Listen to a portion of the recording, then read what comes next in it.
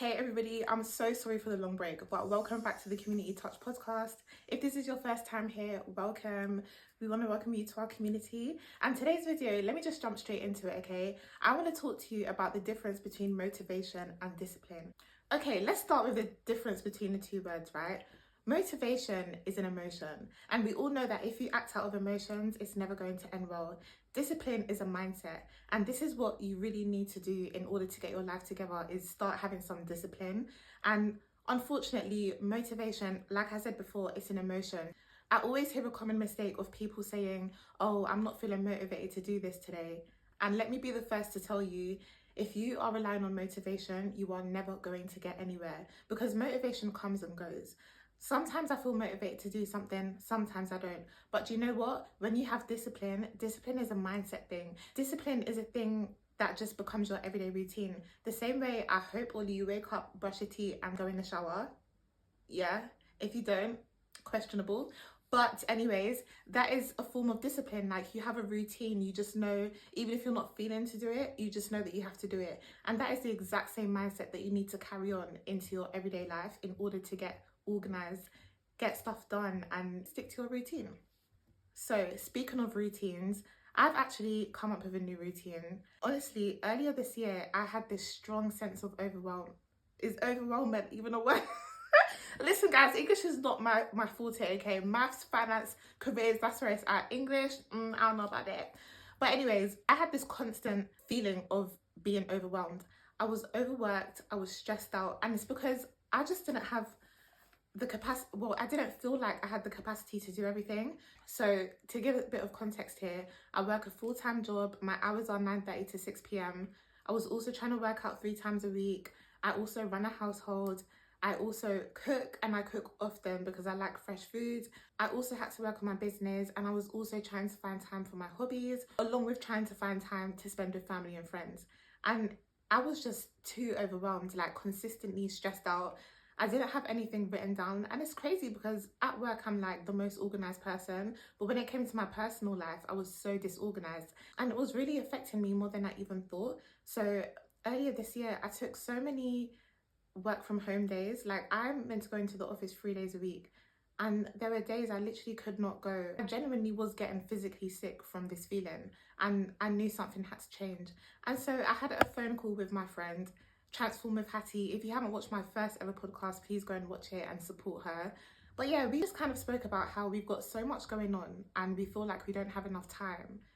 And from that phone call, you know, we both encouraged each other because we're both in similar situations. We made a plan and we said that that night we were going to go home and make a new routine.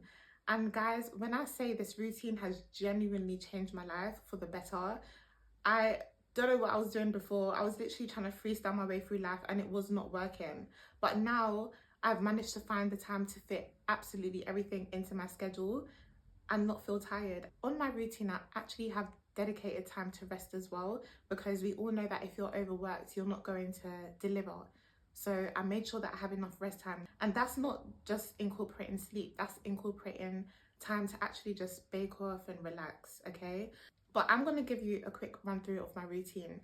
And also, I do want to say that there is a bit of sacrifice that is going to have to be made. So the sacrifice that I made was that on my work from home days, instead of using those as extra laying days, I just decided I'm going to wake up at 7:30 every single weekday, and that's how I'm going to find the extra time to do stuff. Because when I was laying in every Monday and Tuesday, it was literally 4 hours of my life that I was wasting away doing nothing, and I'm wondering why I didn't have the time to fit everything into my schedule.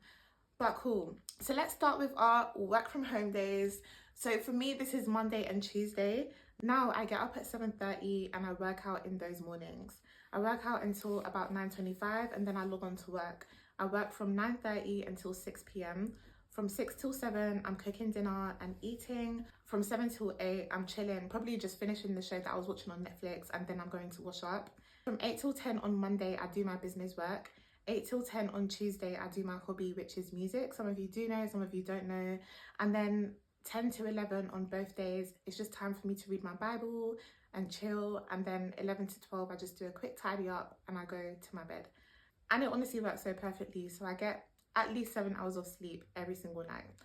And then now we're on to our office days. So get up, go to work, come home, cook, chill, basically the same thing, right? On Saturdays, I make sure that I have time to work out, do a bit of cleaning and go and hang out with one of my friends. And then on Sundays, I go to church. My church starts at 12, so I don't have to get up super early. Another key thing that I do on Sundays is plan for my week ahead. So all of my content is planned beforehand so that when I'm actually creating the content, I don't need to think about what I'm doing. I can just do it.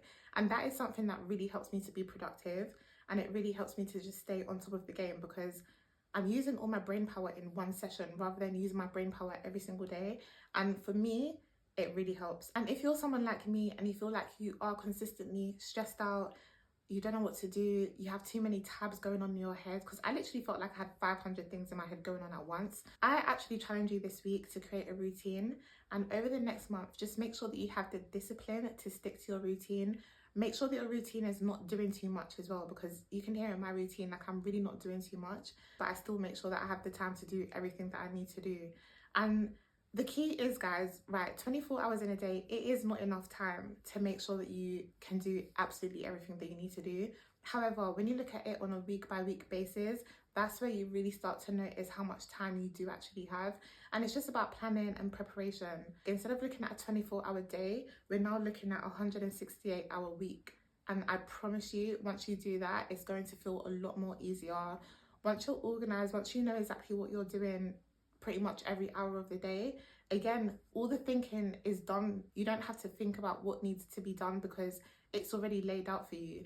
And I challenge you to do the same thing that I do. So either Sundays or Saturdays, whichever day is your preference, just take 15 minutes to 30 minutes to just plan out what you need to do for the week.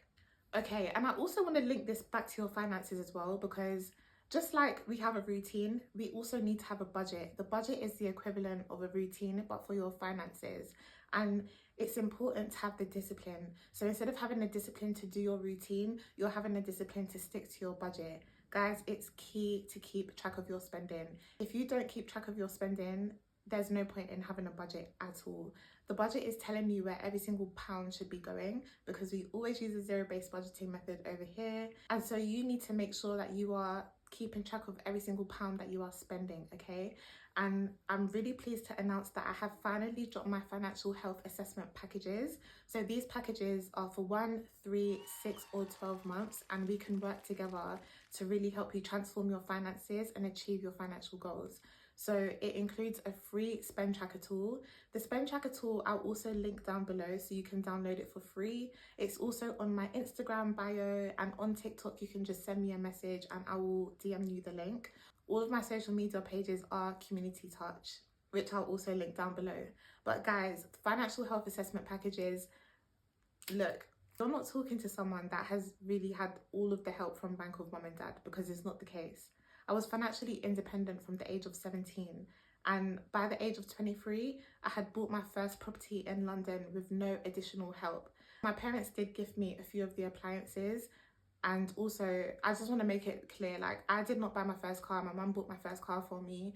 So those are like some nuances, but aside from that, I've literally always held my own. So I'm coming from a place of experience, and I'm also not the type of person that's going to be telling you, oh, stop buying Costa every week, because let's be real, we all need our indulgences, right? But guys, I have a proven track record of helping people with their finances. For myself, I was able to save £30,000 in 3 years, which was used towards my deposit and my home buying fees.